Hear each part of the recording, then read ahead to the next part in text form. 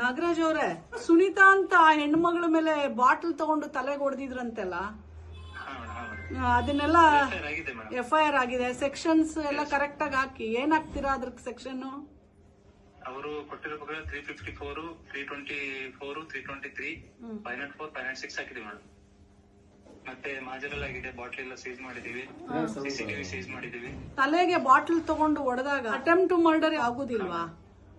ಅಲ್ಲ, ಅವರು ಏನ್ ಕಂಪ್ಲೇಂಟ್ ಕೊಟ್ಟಿದ್ದಾರೆ ಮೇಡಮ್, ಅವರು ಹೇಗೆ ಕೊಟ್ಟಿದ್ದಾರೆ ಅದನ್ನ ತಗೊಂಡು ನಾವು FIR ಯಾವ ಸೆಕ್ಷನ್ ಅಪ್ಲೈ ಆಗ್ತದೆ ಅದು ಮಾಡ್ತೀವಿ. ಆ ಬಾಟಲ್ ತಗೊಂಡು ತಲೆಗೆ ಜೋರಾಗಿ ಹೊಡೆದು ರಕ್ತಸ್ರಾವದಿಂದ ಸತ್ರ ಏನ್ ಮಾಡ್ತೀರಿ? ಯಾರಿಗೆ ಇರ್ಲಿ ಭಯ ಇರಬೇಕು ಕಾನೂನು ಅಂದ್ರೆ.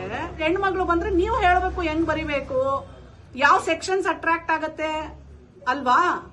ನೀವ್ ಎಲ್ಲಾ ಹೇಳಿದ್ರಿ, ಇದು ಸೆಕ್ಷನ್ ಬಿಟ್ಬಿಟ್ಟಿದೀರಾ. ಈಗ ಇಲ್ಲಿ ತನ ಯಾಕೆ ಬಂದಿದ್ದಾರೆ ಹೇಳಿ ಅವರು ನನ್ನ ಹತ್ರ? ಅವ್ರಿಗೆ ಸರಿಯಾಗಿ ಶಿಕ್ಷೆ ಆಗಬೇಕಾಗತ್ತೆ. ಅವಾಗ ನೀವು ಕರೆಕ್ಟ್ ಆಗಿ ಸೆಕ್ಷನ್ಸ್ ಮೆನ್ಷನ್ ಮಾಡಿದ್ರೇನೆ ಆಗೋದು.